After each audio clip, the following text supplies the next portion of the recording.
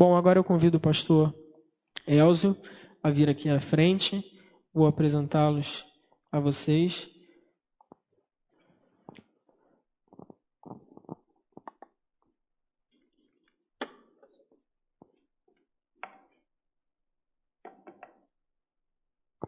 Pastor Elzio é o pastor da Igreja Batista no Calvário. Já tem quase 2 anos, né, pastor? Mais. 3º ano. E ele é um amigo de muito tempo da minha família, nos ajudou muito em oração desde a época da Igreja Batista Nova Jerusalém, depois lá no Bom Retiro também, né? E no Engenho Novo, estive lá algumas vezes também. É um amigo muito querido por nós, uma pessoa de Deus, um homem de Deus. E quando nós viemos a decidir sobre o culto, eu pensei logo no nome dele para trazer a palavra. Sempre quis convidá-lo para vir aqui à igreja. Espero que o Senhor se sinta bem, que volte mais vezes também em outras situações. E espero que vocês possam... Não tem como não gostar dele, vocês vão reparar. Ainda é flamenguista, então é mais fácil ainda. Então, eu vou orar pela vida dele. Estenda a sua mão sobre a vida do pastor. Querido Deus e Pai, Senhor, na Tua presença ainda, Senhor, nós te pedimos agora pela vida do pastor Elzio, que o Senhor possa estar a falar, Senhor, através da vida dele, que ele seja um canal de bênçãos, um canal de unção, ó Pai, que nós possamos estar atentos à Tua palavra, que nós possamos, Senhor, afastar de nós as distrações, os nossos problemas, esquecer de tudo que está lá fora e focar apenas na Tua palavra, Senhor. Usa-o, Senhor, conforme a Tua vontade, conforme o Teu querer, em nome de Jesus. Amém. Glória a Deus. Aleluia. Bendito seja o nome do Senhor. Amém. Vamos entender um pouquinho o que é devoção hoje, para a gente poder usar a nossa vida da forma que Deus quer. Tá bom? Então eu vou ler o texto.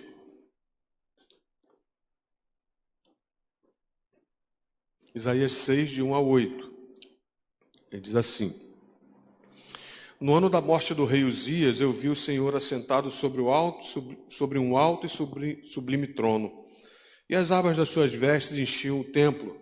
Serafins estavam por cima dele.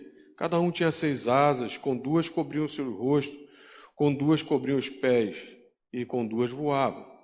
E clamavam uns para os outros, dizendo, acabamos de cantar isso aqui, não foi? Santo, Santo, Santo é o Senhor dos exércitos, toda a terra está cheia da sua glória. Os umbrais das portas se moveram com a voz do que clamava, e o templo se encheu de fumaça. Cantamos aqui também, entrar no meio da fumaça de Deus. Então eu disse, ai de mim, estou perdido, porque sou um homem de lábios impuros, e habito no meio de um povo de lábios impuros, e os meus olhos viram o Rei, o Senhor dos exércitos. Então um dos serafins voou para mim, trazendo na mão uma brasa viva, que havia tirado do altar com uma pinça. Com a brasa tocou a minha boca e disse, eis que esta brasa tocou os seus lábios, a sua iniquidade foi tirada e o seu pecado perdoado. Depois disto ouvi a voz do Senhor que dizia, a quem enviarei? Quem há de ir por nós? E eu respondi, eis-me aqui, envia-me a mim. Feche seus olhos um instante. Senhor, como é bom estar aqui. E apesar de todas as nossas dificuldades que temos vivido nesse tempo, nós sentimos alegria em estar na Tua presença. E nós queremos sim, Senhor, nós queremos ser mais devotos de Ti. Nós queremos melhorar a nossa vida relacional contigo.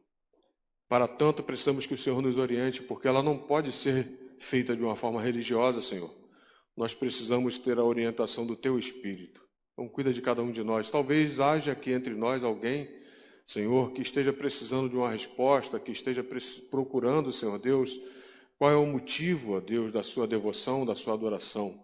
Nesta noite, então, só o Teu Espírito pode fazer isso, Senhor. Nenhum de nós pode, por pastor ou líder, ou por mais estudado que seja, ninguém pode, só o Teu Espírito pode. Então, nesta noite, ó Deus, limpa o nosso coração. Ó Deus, clareia a nossa mente para que possamos ver tal qual devemos ver.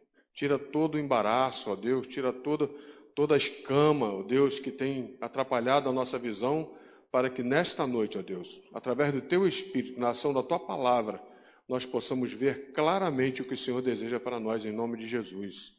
Amém. Pois bem, devoção. Eu costumo lá na igreja dizer, e aí, lá na igreja, né? Eu falo e quem quiser ouvir, ouve, né? Mas aqui não é a minha igreja. Aliás, a igreja não é nossa, né? A igreja é de Jesus. Mas é o nosso ambiente. Mas lá eu costumo explicar o que é e o que não é. E às vezes eu começo explicando uma coisa pelo que ela não é. Hoje eu vou começar explicando pelo que ela é mesmo. Eu gosto muito de dicionário, eu gosto muito de estudar. Eu não gosto de pegar para pregar qualquer texto, a qualquer hora, de qualquer jeito, para falar de qualquer forma. É claro, se você precisar, como Pedro diz, estar preparado para defender a sua fé, né, para dizer qual é a razão da sua fé, se precisar no meio da rua, eu vou fazer isso. Mas quando nós temos tempo para estudar, para saber o que nós vamos falar, para estudar um pouquinho mais, eu gosto muito.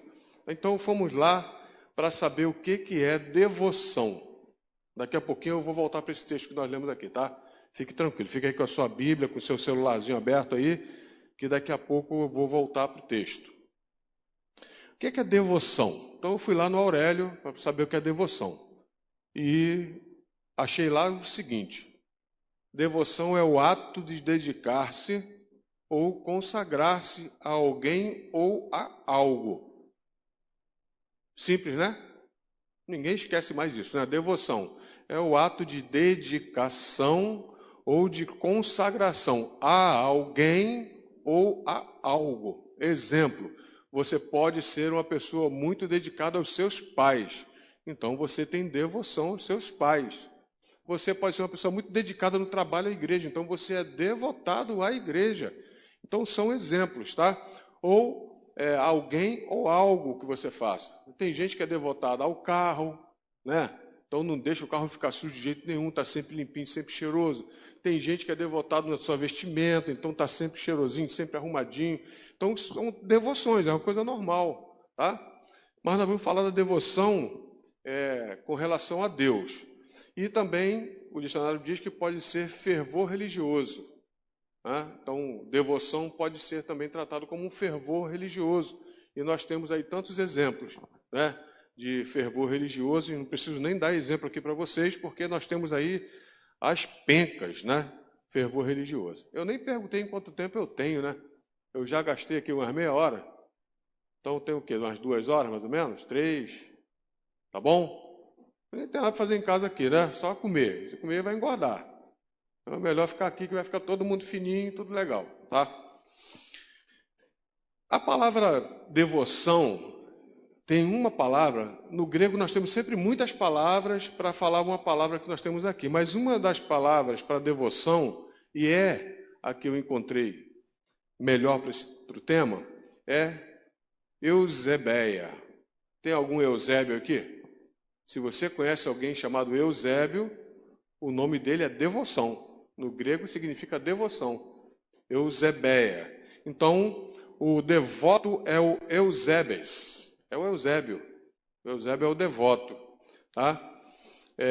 Mas nós temos uma outra palavra que é para o ato de devoção. Você é um devoto, então você vai praticar um ato de devoção. Nós temos aí uma mídia muito católica, né? As nossas mídias, a maioria delas são católicas. Então, quando você vê os Círios de Nazaré, né, 12 de outubro lá em Aparecida, tudo isso a gente vê, eles chamam as pessoas de devotos, ou os devotos de não sei quem lá. Então, esse ato de devoção tem uma palavra. Eu queria deixar para vocês gravada. É a palavra terapeia. Terapeia. E sabe o que essa palavra quer dizer, terapeia? Culto. Culto. Quando Paulo fala no Novo Testamento, quando fala em cultuar, ele fala terapeia. Olha que coisa linda, né? Quando você tiver com problema, faça uma terapeia. Como é que eu vou fazer terapia? Vou lá pagar o psicólogo. Não, cultue a Deus. Cultue a Deus, adore a Deus, confie em Deus, coloque-se diante dEle, dependa de Deus, devote-se a Deus. E aí, essa palavra terapia, ela tem me acompanhado, porque quando eu lembro das dificuldades, essa semana mesmo, eu não sei quantos aqui conheciam, mas um diácono lá da igreja faleceu, o irmão Abrão, ele já estava com câncer já há 3 anos, e uma dificuldade tão grande, porque aquele homem era tão meu amigo, nós ficamos os últimos 3 dias juntos dentro do CTI, eu com ele o tempo todo, e ele faleceu. E as pessoas vinham perguntar para mim assim, como é que o senhor consegue ficar, pregar, cuidar do sepultamento, fazer tudo, estar com a família, orientar e tudo? Eu falei, só por Deus. Eu saí do sepultamento no domingo, meio-dia, quando eu cheguei em casa eu apaguei. Meu corpo apagou em cima da cama, não almocei, não fiz nada. Quando eu acordei já eram 6 horas da tarde. Mas como é que eu consegui chegar lá? Terapia, confiando em Deus. E você também pode fazer isso. Isso não é um privilégio daqueles que estão há muito tempo na igreja, ou que são servos do Senhor há muito tempo. Esse é um privilégio de todo aquele que crê. Então você pode. A devoção traz a reboque, traz com ela, traz junto dela, ela não existe sem isso, é a obediência. E aí quando a gente vem falar com os jovens, no sábado à noite, falar sobre obediência, aí o pessoal já fica assim, lá vem ele. Né? Falar que a gente tem que ser obediente, não é isso. Nós precisamos obedecer a alguém, preste atenção, estamos sempre obedecendo a alguém. Nós estamos sempre servindo a alguém. Nós estamos sempre sendo orientados por alguém. Nós só escolhemos quem. E às vezes, infelizmente, nós escolhemos nós mesmos. Não, eu que sei, eu que vou fazer, eu que quero, é do meu jeito. Às vezes nós escolhemos o inimigo de Deus e às vezes nós escolhemos Deus. Quando nós estamos naquele dia mais inspirado que a gente fala, aí a gente acaba escolhendo Deus. Mas como seria bom se nós sempre escolhêssemos Deus, né, pastor?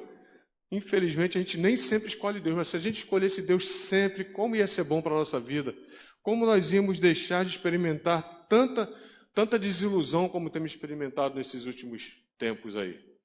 Porque o mundo nos ilude, o mundo nos trata mal, mas Deus sempre quer o nosso bem. Ele sempre vai querer o seu bem. Devoção traz da reboque a obediência, e a obediência produz santificação. E santificação nada mais é do que devoção. O que diz lá em Hebreus capítulo 12, versículo 14? Sem santificação, ninguém verá o Senhor. Então esse é o nosso assunto da noite. É a devoção, é a santificação.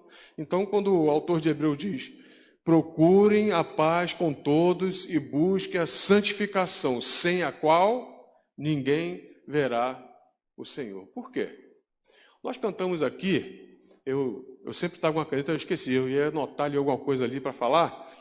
Nós cantamos aqui, santo, santo, santo, nós cantamos, queremos entrar na fumaça, no meio da fumaça de Deus. Por quê? Porque nós queremos. Eu não sei vocês, não sei se alguém aqui tem um testemunho parecido com o meu, mas o Lucas conhece bem meu testemunho, né? Eu vim das drogas, eu vim dos vícios, da maconha, da cocaína, do cigarro, da cachaça, da bagunça. E quando a gente vê de onde Deus nos tirou, onde Ele nos colocou, nós valorizamos muito mais. Às vezes você pode ter nascido num lar evangélico, você pode ter sempre estado na igreja, mesmo quando você não queria ir. Mas igreja não é lugar de quem não quer ir. Igreja é lugar de quem quer ir.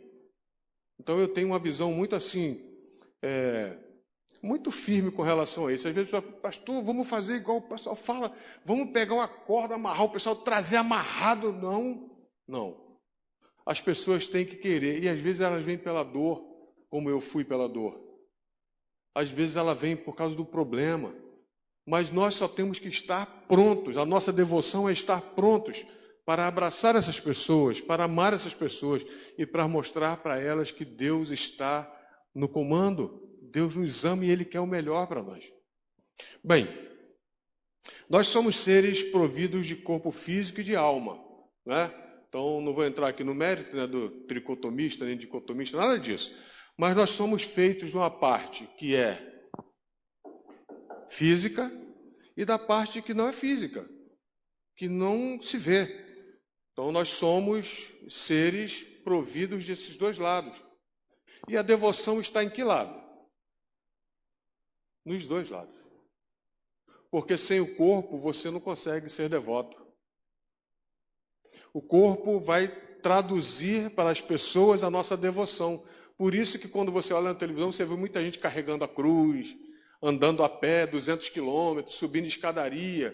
Por quê? Para as pessoas verem a devoção dela. Mas, coitados, tadinhos deles, Deus olha o coração. Deus olha a sua intenção.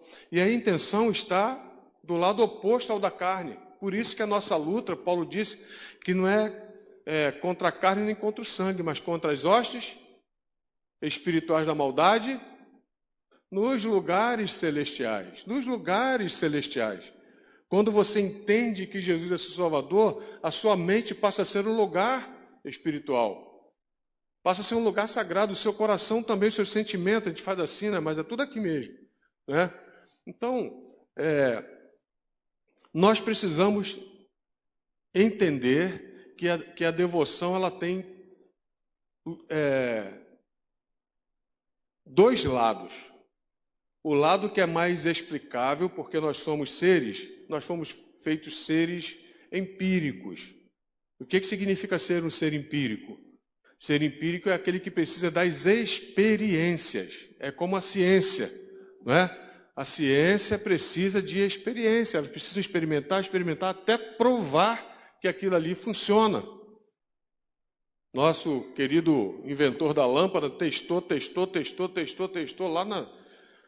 sei lá quantas milhares de vezes, 3.000 vezes talvez, e aí ele conseguiu que a lâmpada ficasse acesa. Aí o pessoal falou, cara, você precisou errar tantas 1.000 vezes para poder acertar uma. Ele falou assim, não, eu acertei todas elas, só vim para chegar na perfeição. Nós somos assim também. Nós somos seres empíricos, que é a parte que nós conseguimos explicar, que é a parte que nós conseguimos ver. Ah, como que o fulano é dedicado, né? Como o fulano gosta de vir à igreja, como ele gosta de tocar, como ele gosta de pregar, como ele gosta de... Ele está vendo. Mas e o que nós não estamos vendo? É a parte do sentimento. E essa parte do sentimento ela é inexplicável, ela é transcendente. Por isso, irmãos, que eu estava conversando com um dos meus filhos semana passada, hoje nós estamos passando por uma situação muito complicada. Até vou pedir o Lucas, depois, se ele puder anotar e deixar para vocês. Eu tenho 2 filhos, um de 37 anos, que é o mais velho, e um de 27. Todos os 2 são casados. E eu tenho um netinho de 11 anos, que é o João Pedro, e o meu filho mais velho, a minha nora, a Rosiane, ficou grávida pela 2ª vez. E estávamos todos felizes. Semana passada ela teve um problema, fomos levar para o hospital, e aí o médico pediu para fazer uns exames, e hoje nós fomos fazer um exame, e ela está com a suspeita de perder a gravidez. Então ela está muito triste, ela está lá em casa agora. Aí a minha esposa até falou assim, você não pode ligar para ele? Eu disse, não tem nada a ver, eu vou lá, vou fazer o que eu combinei com ele de fazer, vou pregar, e depois eu volto, não tem problema. Hoje está todo mundo lá na minha casa, lá os filhos todos, meu neto, está todo mundo lá jogado lá. E aí a minha esposa pergunta assim, como é que você às vezes fica tão calmo, consegue conversar com ela, acalmar ela? Por quê? Porque eu confio no meu Deus, eu sei que Ele sabe o que é melhor para mim. Só Deus sabe como eu quero ver minha casa cheia de netos, meus netos voando para lá e para cá, mas Deus ama muito mais. E é um testemunho que eu quero deixar aqui do irmão Abrão. Na hora que eu entrei no CTI para ficar com ele, estava a filha e a neta, uma de cada lado, falando, eu te amo, pai. Aí a outra, eu te amo, vô. Aí a outra, eu te amo mais. A outra, eu te amo mais. Aí a pergunta é, Abrão, quem ama mais? Ele disse, Jesus ama mais. Jesus me ama mais do que vocês duas juntas. E Ele ama vocês muito mais que eu. Às vezes não parece que a gente esquece disso? Sério.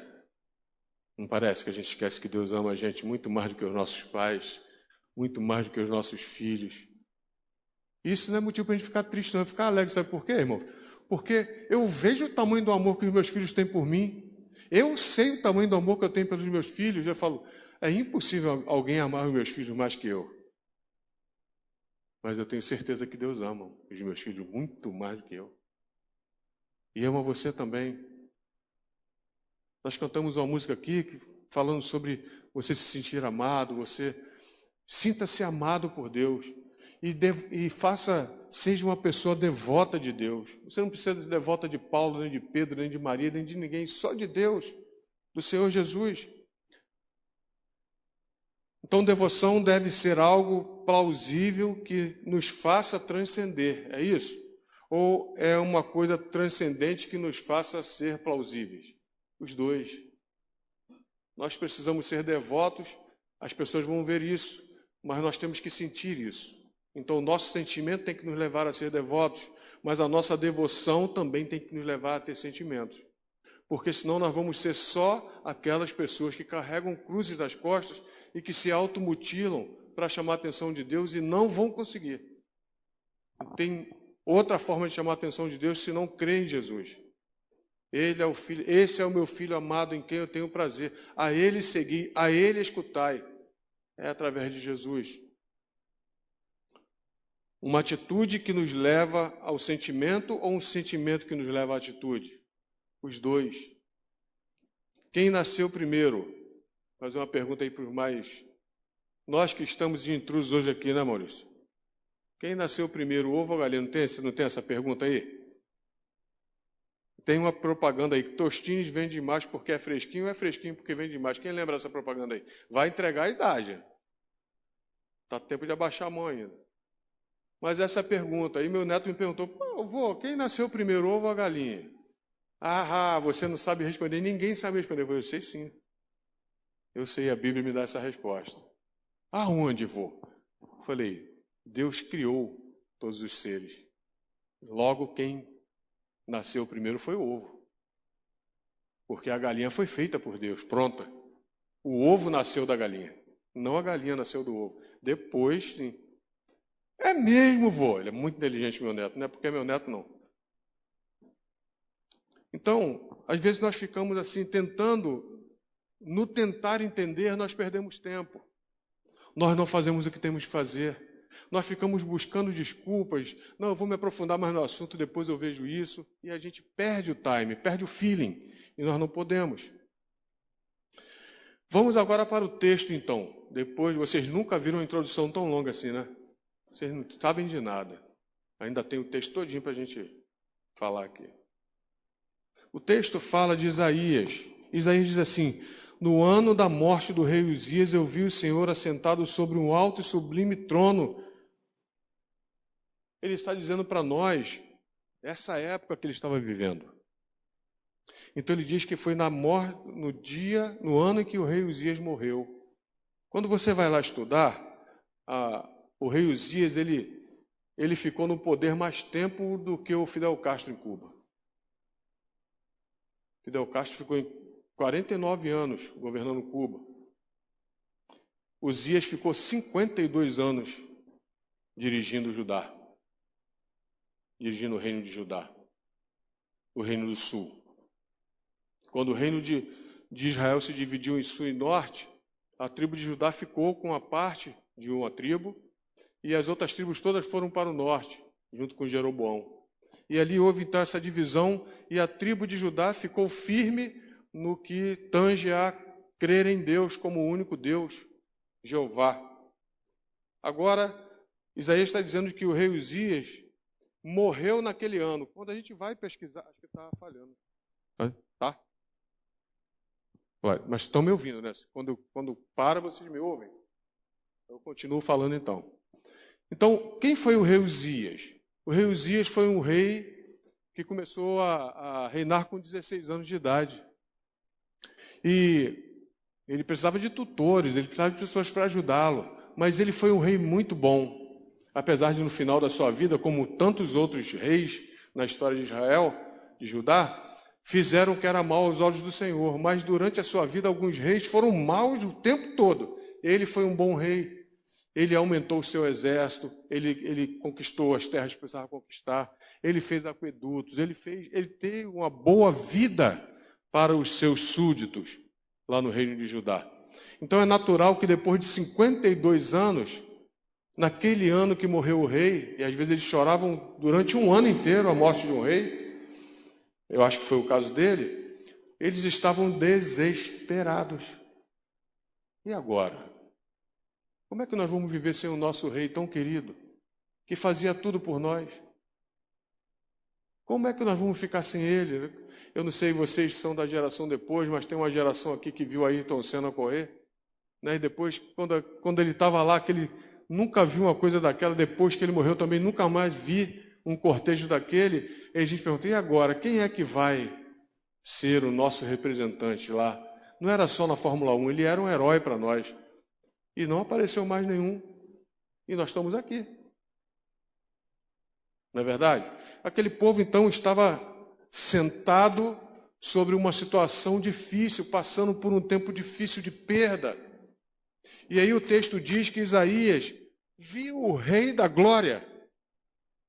Isaías viu o Senhor. Ele diz assim, eu vi o Senhor assentado sobre um alto sublime trono, e as abas das suas vestes enchiam o templo. Serafins estavam por cima dele, cada um tinha 6 asas, com 2 cobriam o rosto, com 2 cobriam os pés, e com 2 voava. E clamavam uns aos outros, dizendo, Santo, Santo, Santo é o Senhor dos Exércitos, toda a terra está cheia da sua glória.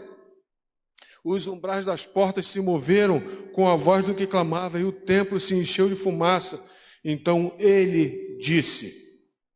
eu disse, ai de mim. Ai de mim. Você já falou ai de mim? Acho que não. Mas eu acho que você já pode ter falado assim, quer ver? Estou frito. Já?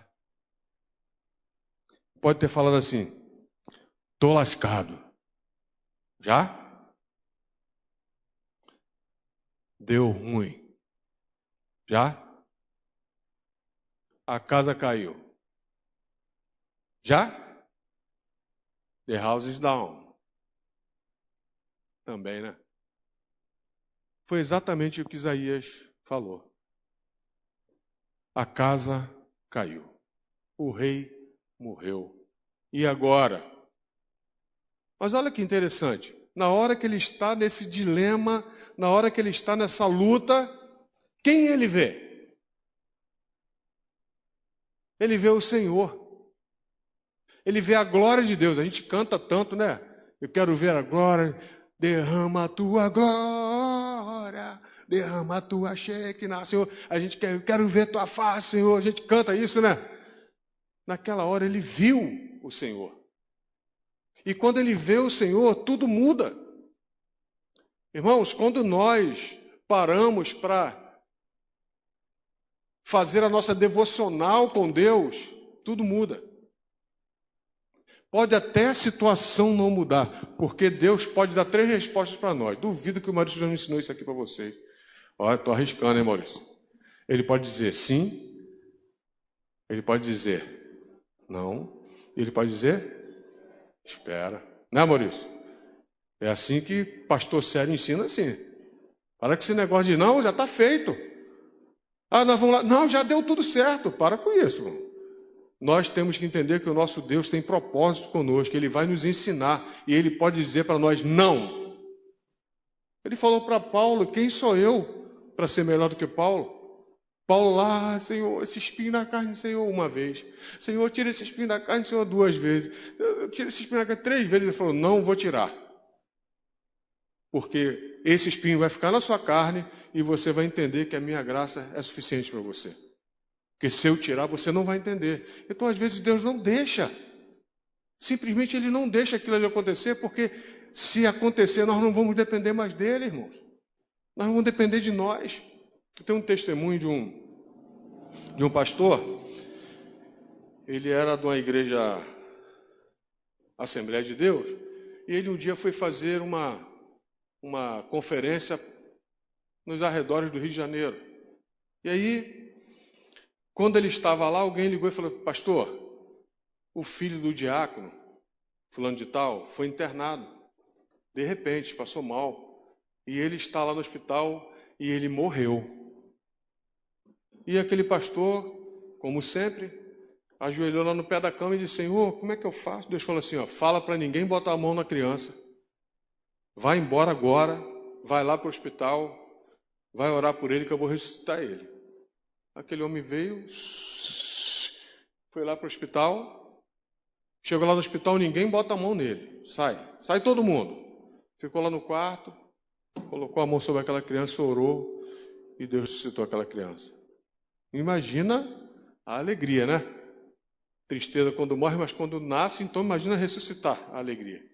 Ele correu tudo bem. Passou um tempo, de novo ele foi fazer pregar em outro lugar, e a notícia chegou o seguinte: pastor, ligaram lá da sua casa, seu filho morreu. Imediatamente o que ele fez? Ninguém bota a mão nele. Já estou indo. Chegou lá, orou a noite toda, orou, e o filho dele não ressuscitou.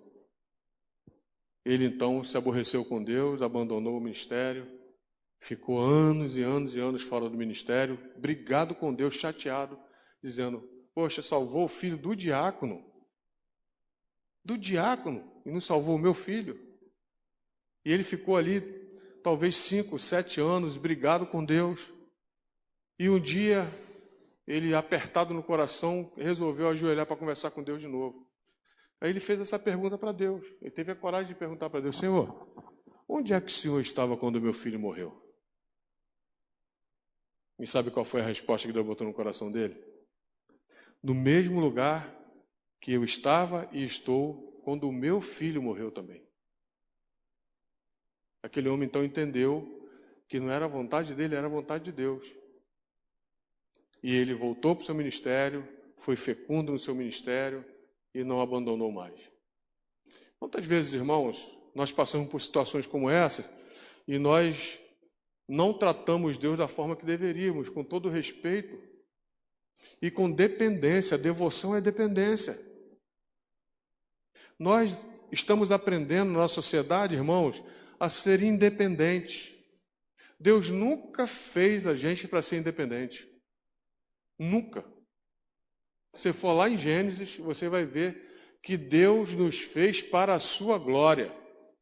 Deus nos fez para... Ele preparou todo o universo para colocar o ser humano.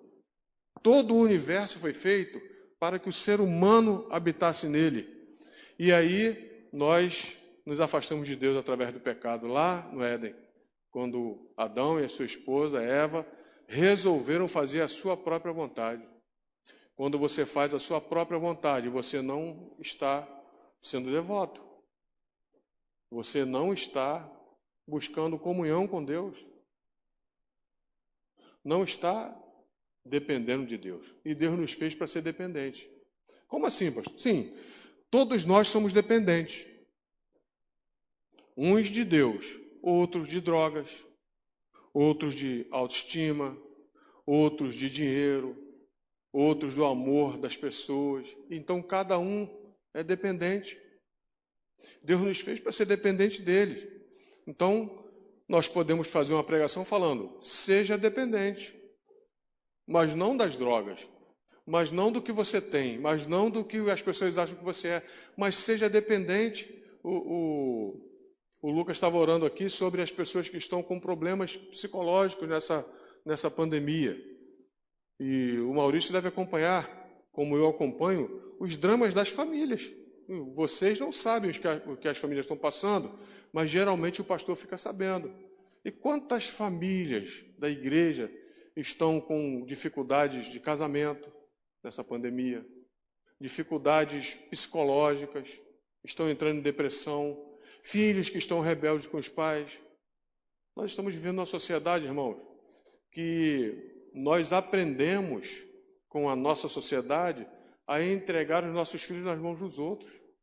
Por quê? Porque a esposa precisa trabalhar, o marido precisa trabalhar e alguém tem que ficar. Então, desde pequenininho, meu filho, desde 6 meses, ia para a creche. Não é? Então, nós somos dependentes. Todos nós somos.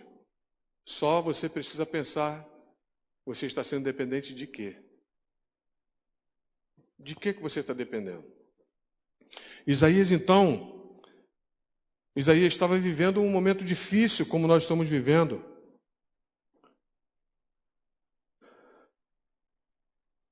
Isaías deve ter falado assim: estou frito, deu ruim, a casa caiu, estou lascado. Mas Deus entrou na história da vida dele e falou assim: não, eu estou aqui contigo. Vocês lembram o que Isaías fez quando Deus perguntou: quem eu enviarei? Ele disse o quê? Eis-me aqui. Mas antes ele falou uma coisa. O que ele falou antes? Ai de mim, porque eu sou um homem de lábios impuros e vivo no meio de um povo de impuros lábios, de lábios impuros também. Olha para a nossa sociedade, irmão. Você consegue imaginar a nossa sociedade mais degradada do que já está? Mas vai ficar. Tem irmãos que chamam a atenção do pastor, né? Não sei, aqui não deve ter isso não. Aqui não deve ter isso não. Mas assim, no dia que eu falei assim, as coisas só vão piorar, irmãos. Depois uma irmãzinha, aquelas irmãs que são mais sábias, né? Não, pastor, não pode ser assim não. A gente tem que pensar positivo. Só faltou falar, eu li do horóscopo, pô. Eu falo assim, não, irmã, a irmã tem que ler a Bíblia, porque a Bíblia diz, aqueles que estão sujos, sujem-se mais. E aqueles que estão limpos, santos, devotados, devotem-se mais. Até que chegue na medida que Deus falou que tinha que chegar. Se você entrar na história de Noé, você vai ver que a humanidade já estava toda degradada, mas Deus esperou chegar o tempo certo para o dilúvio.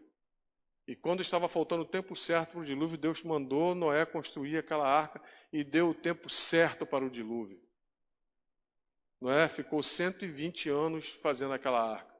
E quando ele terminou a arca, quando os animais entraram na arca, Deus fechou a arca por fora e mandou a chuva. Deus é perfeito, irmãos. Se tem alguma coisa errada na sua vida, não é porque Deus está errado, não. É porque você está errado, é porque eu estou errado. E sabe o que é maravilhoso nisso? Nós podemos parar, olhar para Deus e mudar. Ah, pastor, mas eu sou muito jovem. Eu tenho pena dos jovens. Eu tenho 2 filhos jovens. Tenho um neto que já está indo já, com 11 anos. Daqui a pouco passa a piscar o olho e já é um jovem também. De tanta coisa tão fácil que essa nossa juventude está recebendo hoje. Coisas que nós, vou falar por mim, por mais umas meia dúzia de irmão, nós nunca sonhamos em ter. Mas isso não quer dizer que Deus não vai cobrar da mesma forma que cobrou de nós ou que vai cobrar de nós. E você, jovem, você, meu irmão, jovem que eu estou falando agora a idade do jovem é de 16 a 33. Eu estou falando de jovens de 8 até os 189 anos. Deus nos escolheu porque Ele sabe que nós temos potencial. Mas nós não somos capazes de desenvolver o nosso potencial se nós não estivermos junto com Ele. É junto com Deus que nós desenvolvemos o nosso potencial. E aí muitas pessoas erram porque elas deixam ou são devocionais religiosas, como diz aqui o dicionário, né? Fervor religioso, trocam o fervor religioso trocam a comunhão com Deus, ou a santificação, ou a devoção com Deus por um fervor religioso. Por quê? Porque o fervor religioso todo mundo vê. Ah, o fulano vai todo domingo para a igreja. O fulano, tudo que o pastor manda ele fazer, ele faz. O fulano, isso.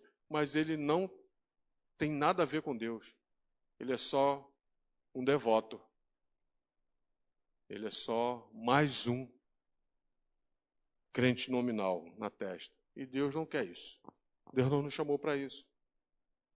E quando ele chamou Isaías diz assim, eu não posso, eu não tenho condições. Os meus lábios são impuros e o povo é impuro, ele já bota a culpa nele, bota a culpa no povo. É a mesma coisa que a gente faz, irmão. Lá de Adão para cá não mudou nada, só piorou, porque Adão, quando Deus falou, o que você fez, Adão? A mulher que tu me deste. Largou logo o aço para cima da Eva. Aí, Eva, o que você fez? Já foi a serpente. E de lá para cá, nós só estamos arrumando alguém para jogar a culpa do nosso pecado em cima. Nós não assumimos. E nós precisamos educar os nossos jovens e nos educar a assumir os nossos pecados. A dizer, Senhor, eu pequei contra ti somente pequei. Igual aquele jovem que voltou para conversar com seu pai, depois de ter gasto toda a sua fortuna indevidamente. Então, nessa noite, eu queria que você pensasse um pouco nisso. Isaías, quando ele disse que assim, eu não tenho condições, Senhor. Olha, como as coisas mudam quando você é sincero com Deus. Quando você fala, Senhor, eu não tenho condições. Eu sou um desgraçado, um miserável. Eu não tenho condições de fazer isso. Sabe o que Deus fala? Ele fala, não, meu filho. A gente faz assim com os filhos, né? Não sei se o Maurício faz, mas é coisa de pai mesmo, né? De mãe, né? De avó. Não, você vai conseguir sim, você vai conseguir. E não, as coisas vão ficar boas, tudo vai ficar bem. Não se preocupe que vai dar tudo certo. A gente está programado para dizer isso. Mas talvez fosse uma e assim, não, pode ser realmente que isso aí aconteça. E se acontecer, o que você vai fazer? Como é que você vai agir se isso acontecer? Então nós não preparamos as pessoas para aquilo que realmente nós precisamos preparar. Então Deus disse para ele assim, olha, eu sei, Isaías, eu sei que você não tem condições, mas eu vou te purificar. E aí ele manda um anjo pegar uma brasa do altar com uma pinça, com uma tenaz, tem tradução que fala tenaz. Tenaz é aquela garra que o pessoal usa para ficar mexendo dentro da lareira lá, para não machucar a mão. E aí vai lá e fala, eis que essa brasa toca os seus lábios, agora você está purificado. Você pode orar 24 horas por dia, irmão. A sua oração não pode te purificar. Você pode ir para a igreja todo dia, não vai te purificar. Sabe o que purifica? O que purifica é a ação de Deus em nós, do Espírito Santo de Deus. É você confessar os teus pecados. Se confessares os seus pecados, Ele é fiel e justo para perdoar os nossos pecados e sarar qualquer tipo de doença. Aí sim, Deus sara. Por que a devoção é importante, então? O ambiente que vamos viver no céu. No céu não existe pecado. Deus não se mistura com pecado. Onde tem pecado, Deus não habita. Então lá no céu, nós vamos viver sem pecado. Então Deus precisa que nós tenhamos essa consciência aqui. Nós precisamos aprender a viver aqui, lutar contra o pecado aqui. Eu costumo ensinar, e se não for isso que você ensina aqui, depois você fala para o pessoal que amanhã, deleta aquilo que o pastor falou, essa parte tal. Mas eu ensino assim, na classe de EBD, novos convertidos. Deus nos salvou, nos salva e nos salvará. Ele nos salvou de nós mesmos quando nós entendemos que somos pecadores e entregamos a nossa vida para Ele. Então ali, naquele momento, Ele nos salvou de nós mesmos, dos nossos pecados. E Ele nos salva todos os dias dos nossos pecados, diários. Mas um dia Ele vai nos salvar da presença do pecado. Quando? Quando nós morrermos. No dia que a gente fechar os olhos, ou Jesus voltar antes. Ele vai nos tirar da presença do pecado, então nunca mais o pecado vai nos perturbar. Ô bichinho desgraçado é o tal do pecado. Para perturbar a gente. Enquanto estivermos aqui nessa terra, há possibilidade de nós pecarmos. Isso não quer dizer que a gente tem que pecar e dar desculpa aqui. Mas nós temos que lutar contra o pecado. Então Deus deu a Isaías, santificou Isaías. E pastor, tudo bem, mas como é manter a devoção em um mundo tão devasso? Como eu vou conseguir? Vamos experimentar para sentir ou sentir para experimentar? Como que você vai conseguir então, irmãos?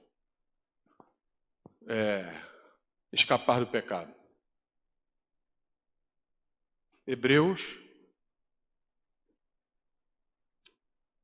capítulo 12, versículos 1 e 2. Já estou terminando, não é, pastor? Portanto, nós que temos em volta de nós uma tão grande nuvem de testemunhas, deixemos todo o embaraço e o pecado que tão de perto nos rodeia e corramos com paciência a carreira que nos está proposta, olhando para Cristo, autor e consumador da nossa fé, o qual, pelo gozo que lhe estava proposto, suportou a cruz, desprezou a afronta, está assentado à direita do trono de Deus. Qual é o segredo para vencer o pecado? Olhar para Cristo. Olhar para Jesus. Nós estamos olhando para tanto lugar, principalmente para um negocinho. Aqui, ó. Chega dentro do metrô, todo mundo assim. E não é só jovem não, viu? Todo mundo. E chega na igreja, e chega no trabalho, todo mundo lá. Nós precisamos olhar para Cristo. E quando nós falamos olhar para Cristo, é olhar para o alto. Sempre o alto. Sempre coisas relacionadas a Deus são o alto. De cima. Toda boa dádiva vem de cima, vem do céu. Quando falamos em inferno, falamos em inferior, de baixo. De baixo. Pastor, mas a terra é redonda? Como é que é? Onde eu vou saber como é embaixo? Embaixo é inferior. Inferior. Deus é superior. E nesta noite, talvez, você precise sentir algo. E muita gente acha que ter experiência com Deus é ter uma experiência mística. Não é? Você não vai me bater não, né? Ah, tá, porque você veio tão rápido na minha direção. Falei, agora ele vai me pegar, porque eu estou falando demais, eu estourei o tempo.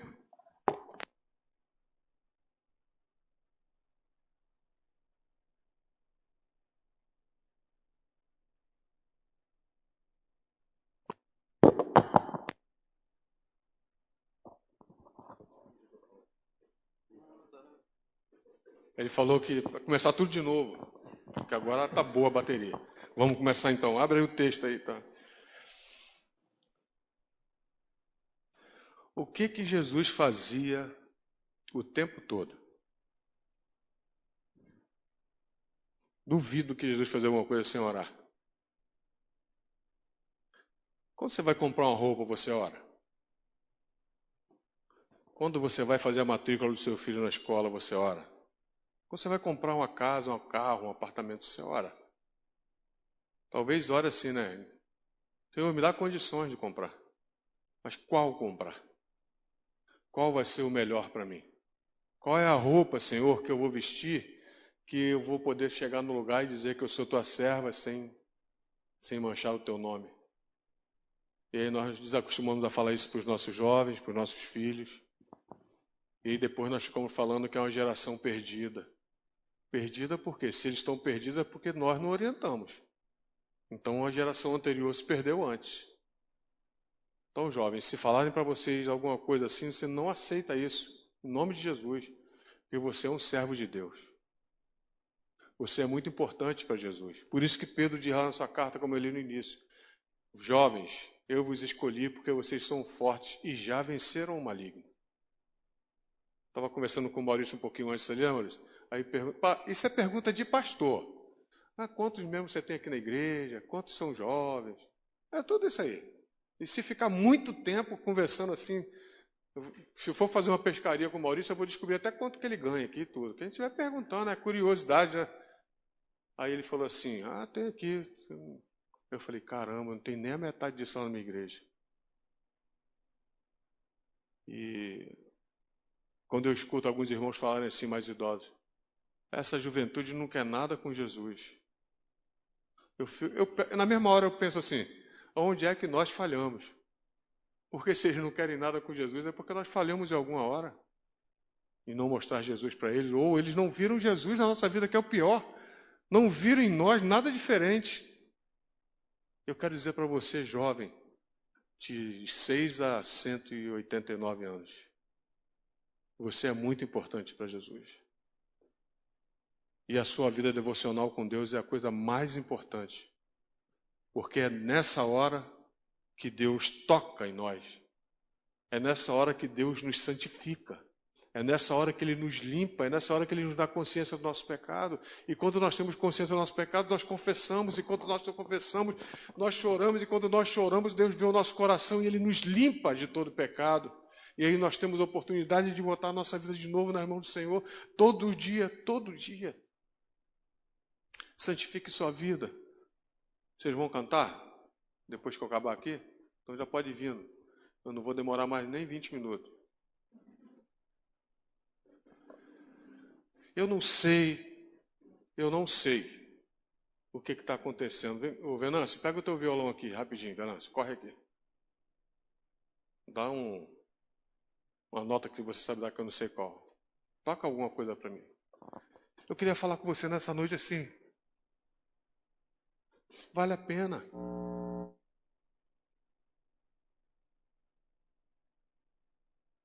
Uma mulher de Jesus, vale a pena ser um jovem de Jesus, uma jovem de Jesus, uma criança de Jesus, vale a pena. Então por que você não vai logo atrás? Bota o seu joelho no chão, meu irmão. Ore. Faça como Jesus fazia sempre. Coloca o seu joelho no chão lá dentro do seu quarto, confessa os seus pecados e diz, Senhor, eu sou um jovem, eu quero ser testemunha lá na minha faculdade, Senhor, eu quero ser testemunha lá no meu trabalho, eu quero ser testemunha onde eu estiver, Senhor. Mas se o Senhor não estiver comigo, eu não vou. Não vou. Porque se Jesus não for com a gente, se o Senhor não for com a gente, nós vamos sozinho. E sozinho, sem mim, nada podeis fazer. João capítulo 15, ele diz, sem mim nada podeis fazer. Ah, mas eu faço muita coisa, não vale de nada. Tudo que você fizer sem Jesus não vale nada. A sua vida não vale nada, não vale. Então nós precisamos falar com os nossos jovens, com os nossos filhos e netos, que eles precisam sim buscar Jesus e ter experiência pessoal com Jesus. O seu avô não pode ter experiência com Jesus por você, a sua mãe não pode, seu pai não pode. Senão ia ser uma maravilha. Mas só você pode ter experiência com Jesus por você. Só você pode confessar o seu pecado. Só você pode dizer qual é a tristeza do seu coração e qual é a alegria, qual é a gratidão, qual é a necessidade. Só você faça isso. Ou continue fazendo isso. E quando a gente fala faça isso, nós estamos querendo dizer que as pessoas não estão fazendo. Não é isso. Não vim aqui para julgar ninguém. Mas se você não estiver fazendo, faça. Se estiver fazendo, faça mais. E se estiver fazendo muito, continue fazendo. Para a glória de Deus. Porque é isso que Deus espera de nós. Ele não espera outra coisa. Quem conhece a história do profeta Isaías sabe. Ele ficou figurando na história do povo de Israel como um dos profetas maiores. Foi um homem que suportou muita luta, muita dor. Precisou encarar o povo várias vezes. Mas ele sabia que Deus havia tocado nos seus lábios e purificado a sua vida. Se você tem certeza disso, jovem, vá em frente. Seja crente para os seus amigos. Não tenha vergonha disso. Seja crente para os seus familiares. Seja crente para os seus amigos de trabalho, na faculdade. Seja crente. Seja um devoto de Jesus Cristo. Seja uma pessoa santificada no Espírito. O que santifica é o Espírito. E Ele é que dá testemunho de nós. É Ele que apresenta as nossas orações para Deus. É só o livro de Apocalipse, você vai entender. Ele pega as nossas orações e leva até a presença de Deus. E quando você confessa os seus pecados, Ele leva o seu pecado e Deus extermina, acaba, perdoa aquele pecado. E você pode continuar a sua caminhada. E nesta noite, eu queria que você pensasse nisso. Como você pode ser um crente melhor? Ninguém é tão bom que não possa melhorar e nem tão ruim que não possa piorar. Uma pessoa uma vez falou para mim, pastor, mas você já está no fundo do poço, para onde mais vai? É simples, só você cavar. Cava que você vai afundar mais ainda. Então nesta noite eu quero muito não estar aqui pregando com eloquência, não. Eu estou aqui como um amigo conversando com todos vocês. Vale a pena servir a Jesus com santidade. Vale a pena se devotar a Jesus. Porque na hora que a gente partir desse mundo para a eternidade, e todos nós vamos, não se preocupe com isso, porque todos nós vamos então experimentar aquilo que Deus preparou para nós desde a fundação do mundo, comunhão com Ele. E a comunhão começa agora. Ela não começa quando a gente chegar no céu, ela começa agora, porque onde Jesus está é céu. Essa é outra coisa que eu ensino na igreja. O céu é onde Deus está. E o inferno? O inferno é onde Deus não está. Se Ele não estiver na sua vida, é inferno. Se Ele estiver na sua vida, é céu. E eu desejo o céu para a sua vida nesta noite. Feche os seus olhos. Vamos orar. Obrigado, Deus, nesta noite tão especial, neste dia de sábado, quando os teus servos reúnem-se neste lugar para uma devocional, para buscar a tua presença, para ouvir algo da tua palavra, vinda do teu trono, Senhor. Tudo que é bom, as coisas boas só podem vir do alto, do céu. Nesta noite, então, Senhor, limpa o nosso coração com aquela tenaz, com aquela brasa que o Senhor limpou Isaías. Queima os nossos pecados, ó Deus, e nos dê a oportunidade mais uma vez de caminhar a nossa vida olhando para Ti.